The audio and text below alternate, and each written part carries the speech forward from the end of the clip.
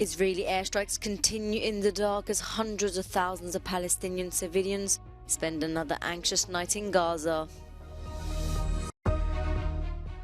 Russia has shifted from defense to attack on the Bakhmut front in an attempt to encircle the town of Avdiivka.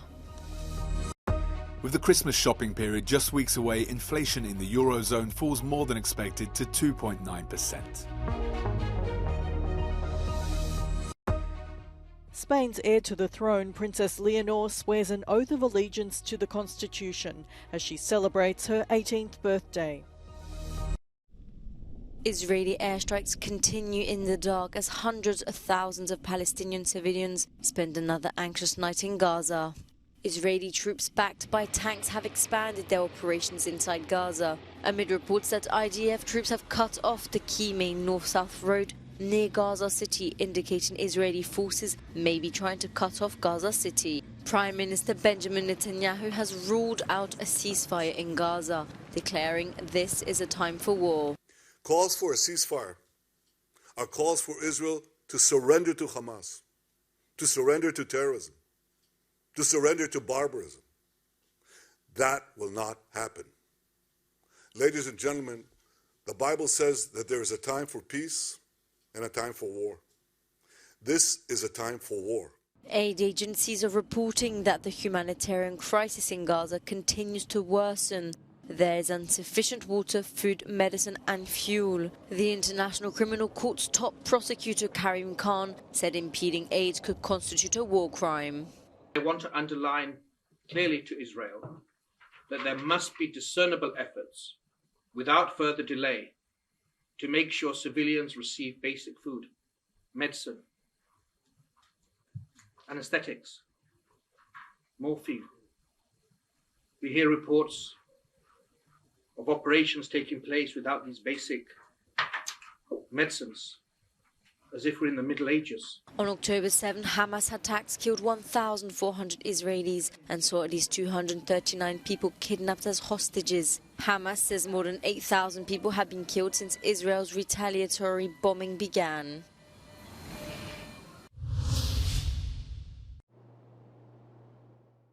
In a dawn raid, Israeli security forces have destroyed the West Bank home of Hamas's second-in-command. They rigged Saleh al-Arouri's house in the village of Aurora with explosives before blowing it up. The house was said to have been vacant for years as Saleh has been living in exile in Lebanon. Local people protested on the ruins of the demolished building. One relative of the Hamas leader claims surrounding houses were damaged. مع أذان الفجر تقريبا الجيش اقتحم البلد ودهم المنزل وإجا فجر المنزل هدم المنزل بطريقة تفجير وكان بإمكانه يهدي المنزل بجرافة لكن فجروا تفجير وصار في أضرار في المنازل المجاورة. The Israeli army raided the same village on October the 21st and arrested around 20 people, including several members of Saleh's extended family. Russian President Vladimir Putin has blamed the West and Ukraine for Sunday's unrest inside Russia after rioters in the mainly Muslim Dagestan region stormed an airport looking for Jewish passengers on a flight from Tel Aviv. Hundreds of angry men, some carrying banners with anti-Semitic slogans, rushed onto the tarmac of the airport in Makashkala. Putin has called on security services to protect what he called the inter-ethnic and inter-religious consent in the country.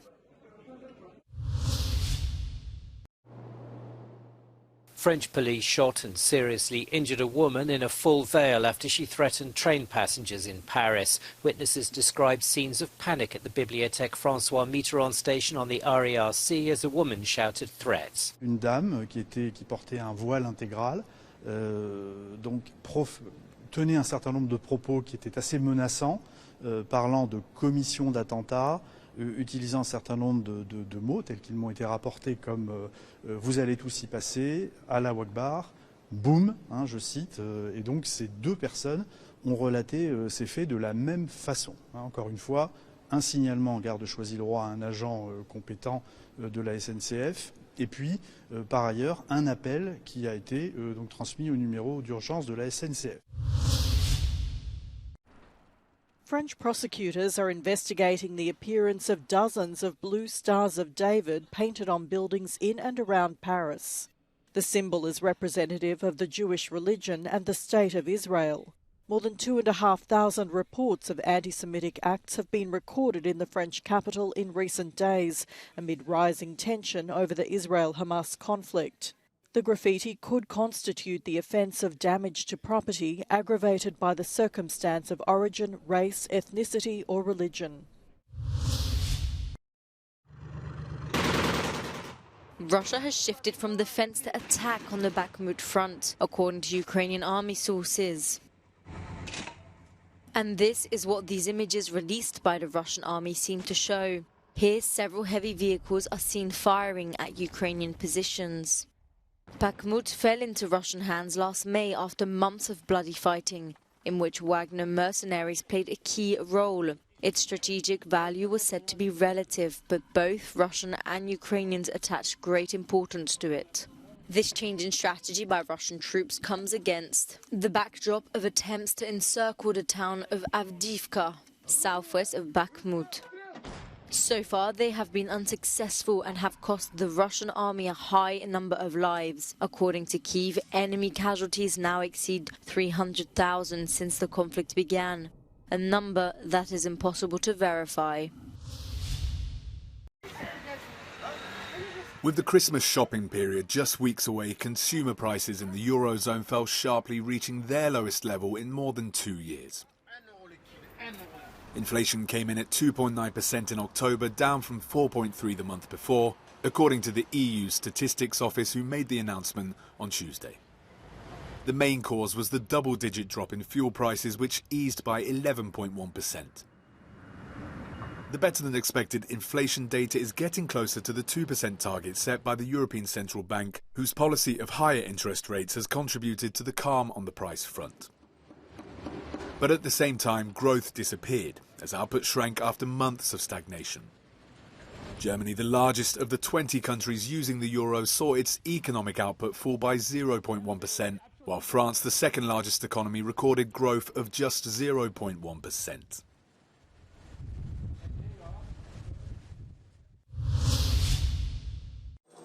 Montenegro's Prime Minister Milojko Spajic arriving at Parliament buildings in Podgorica on Tuesday after he was elected the head of the new five-party coalition government.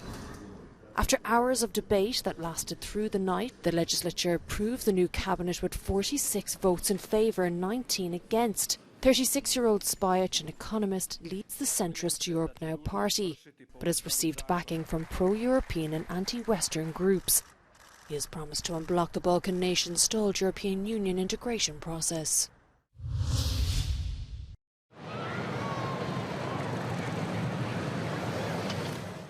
Supported by her parents, King Philippe and Queen Letizia, Spain's heir to the throne, Princess Leonor, has marked her 18th birthday by swearing an oath of allegiance to the Constitution.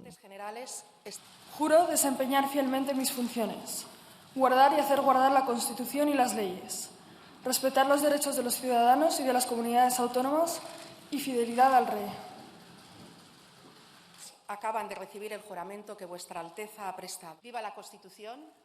¡Viva España! ¡Viva el rey!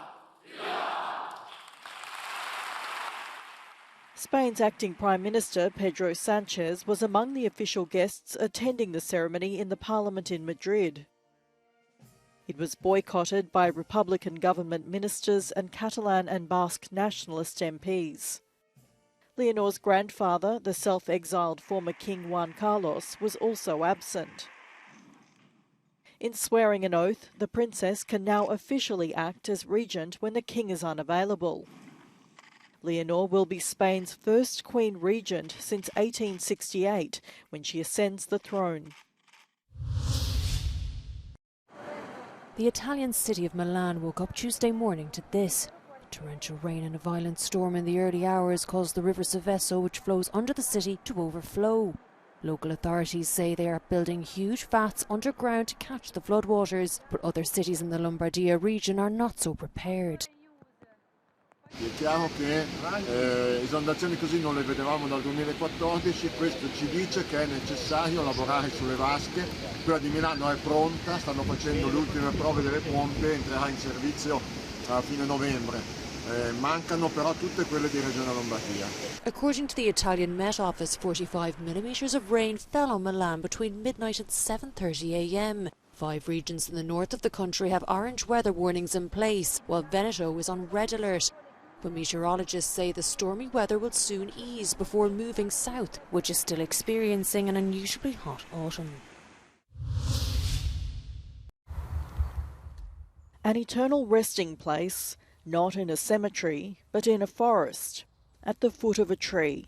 Sanctuary forests have been around for a while in Germany, and now they're gaining popularity in France, particularly in border areas like here in Alsace. In Muttersholz, the local government set aside part of the forest to bury the ashes of people wanting an alternative to a cemetery. La démarche d'aujourd'hui nous a conforté dans notre idée, ouais.